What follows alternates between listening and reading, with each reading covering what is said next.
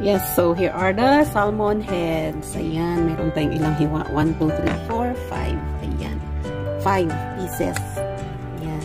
So, gagataan ko siya, guys. This is my own recipe. My own version. First time to do this. So, yeah. This is optional. Meron akong citrus para medyo maalis yung lansa. Ayan. Pwede rin lemon or any citrus you like, but then again, it's optional. I usually don't measure the salt, the pepper, and other spices or condiments that I put on my recipe. You know, so it's up to you. It depends how much you have, you know. So you just season to taste. It depends. It's all up to you. Like I said, there are so many options that you can do in seasoning your fish, but this is just what I like. Simple. Salt and pepper, that's it. You know, with citrus juice. That's it. Ayan. So, maganda yan pang sigang na ganyan. Pero like I said, gusto ko ganito gawin po. I'm not going to put it in the pot directly and boil it with the rest of the ingredients. But this time, I'm going to sear this a little bit para maalis yung lansa before I boil it with coconut milk. Okay. This is my first time to do it, to do this recipe, to cook this recipe, because usually if we have salmon, we bake it, or like if we have salmon head, usually I cook sinigang for this fish, for this salmon head. But since, you know, maybe I just wanna try a new recipe out of this salmon head, so I decided to cook this in a coconut milk. Yes, so sigurado masarap yan. Ginataang salmon head. Salmon heads. Ayan, para maiba, for a change. Again, the ingredients, you can modify, you can also adjust, and they are all optional depending on what you like to mix on your recipe. These are all I want to use. Okay, so aside from the fish, of course, we have ginger. As you can see, you know, it wasn't sliced perfectly because I crushed it slightly before I slice it. So fresh from my harvest, from my ginger plant in a pot. So maybe that's a plus factor there because it's organic. That's why ito yung like what we have in the Philippines na yellowish na na ginger. Ayan. So this one also came from my garden. So I have this lemongrass. Ayan, it's always good to have lemongrass sa mga recipe because it tastes good and it smells good too. And of course, not to mention yung mga health benefits niyan. And of course, I have leeks. Ayan, yung parang malaking sibuyas nila. Ayan, pero parang kakaiba. Yeah, basta I just decided to use this. Again, this is optional. I don't have hot chili, yung pang sigang o pang paksiw na chili. That's why I just have this red and green bell peppers. What I'm gonna do later, I'm not gonna cook them thoroughly because it doesn't taste good if it is soggy. So I will just put this later if it's nearly done. Okay, so let's start. I'm not going to boil this or put in a pot altogether right away with the ingredients and with the coconut milk because I wanted to try this way. I'm going to sear this first. Sear just a little bit, slightly seared so that, you know, to get rid of the smell. I'm experimenting, so I think it will be nice to try. So yes, I'm gonna sear it in this unrefined virgin coconut oil, yan, or USDA organic. So konti lang lagay natin, enough to sear the salmon head. Yan. We're not gonna fry them. We're just gonna sear it a little bit before I cook it in a coconut milk.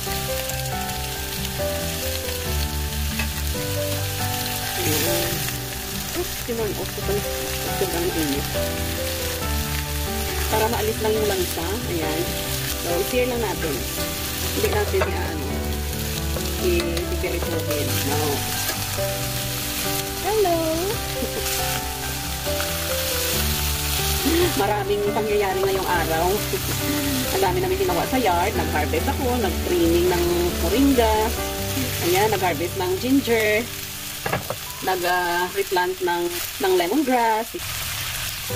I-brown lang natin konti. Yan, seared lang konti.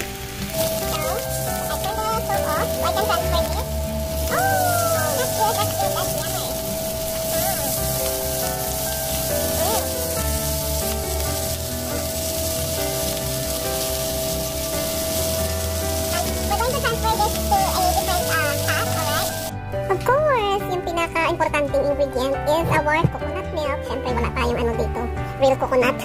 So yeah, I will just use this. Okay, disclaimer, I'm not promoting this. This is all I have here, so I'm gonna use this, alright. Last but not the least, our vegetable will be this one. Green beans. Ayan. Kaya, let's start! Okay, so naka-ready na yung aking isang pot. ililipat na natin yung ating sineared na na salmon heads. Yan. Yan. Siyempre pala, yung nasa ilalim, I already put the ginger and the lemongrass. Ayan.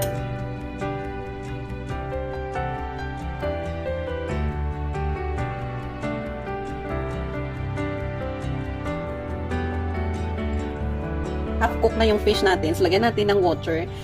I-adjust na lang nyo how much water you want or yung gravy nyo mamaya. Anyway, lalagay pa natin yung mamaya.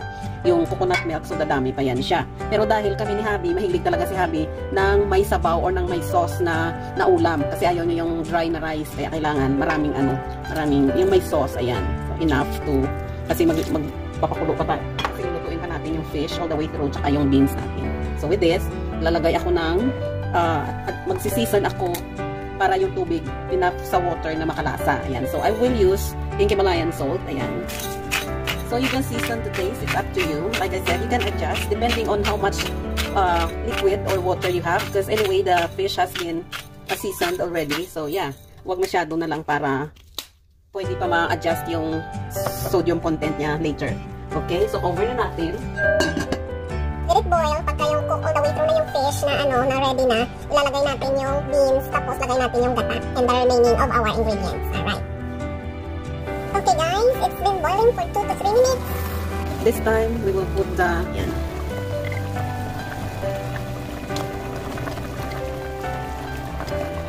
And so, we will cook the beans for like a minute or so. Let it boil for a minute. Then we will add the coconut milk. Okay guys. Yan. Pwede na natin idagdag yung ating coconut milk. Ayan, ubusin natin. Ooh, yum, yum, yum. Oh, it looks creamy already. Tapos, isang kulo, titikman natin. Pero tinikman ko na kanina before I added the coconut milk. Okay na siya. Ang spice ng kanyang ginger, tama lang. Kasi si husband ay okay lang. Anyways, diba, like I said, I didn't have a chili. You know, the green chili. So, what I'm going to use is a little bit of cayenne pepper. Ayan, ito. Para magkaroon siya ng a little bit of spice or bite. So, yan na guys. Ooh, lala. Ang bango. It smells so good. My. Naku guys, if only you're here and you use, my gosh, it smells so good. The ginger and lemongrass from our pinaghirapan organic produce. Oh, ang sarap. Ang bango. Oh my gosh. And then, you know, the coconut milk and the coconut oil that I used to sear the fish earlier. Oh my, it smells so yummers. Ayan. Yeah, so just keep on boiling a little bit more until the green beans are ready. Kasi baliktad kami, si husband, he likes the veggies that are cooked all the way through. While me, I like it somewhat still crunchy or green and half cooked only. So, anyway, we will meet halfway. That's how it is. Okay. Yan, so palambutin pa natin ng konti yung ating beans. Ayan, para sa yummy. Okay. So, ayan. Lagay na natin yung ating, because it's ready, taste test. Oh, yum, yum, yum, yum. Okay, so I'm gonna put this last ingredient. Ayan. Like I said, I don't like the bell pepper to be overcooked or to get soggy. So, just one boil. One boil. Isang kulo lang. That's it. Ayan, cover it. Oh, did you see that color? Oh, colorful, huh? Yan, additional flavor din yan. Yung bango niya, yung bango ng bell pepper. Ayan, bango-bango. So, basta huwag natin lutuin yung bell pepper kasi diba kinakain niya yan ng hilaw. Mas masarap siya guys kapag hindi siya overcooked. Ayan, pag medyo half cook lang siya. Tapos, ito, pwedeng i-garnish ko na half cook and then, sama mamaya doon na sa plating natin. Plating! May plating ka pang nalalaman. Ayan. So, ready! One big bowl and that's it. The stove, it's ready! Ready na! It's ready! Yeah, already turn off the stove.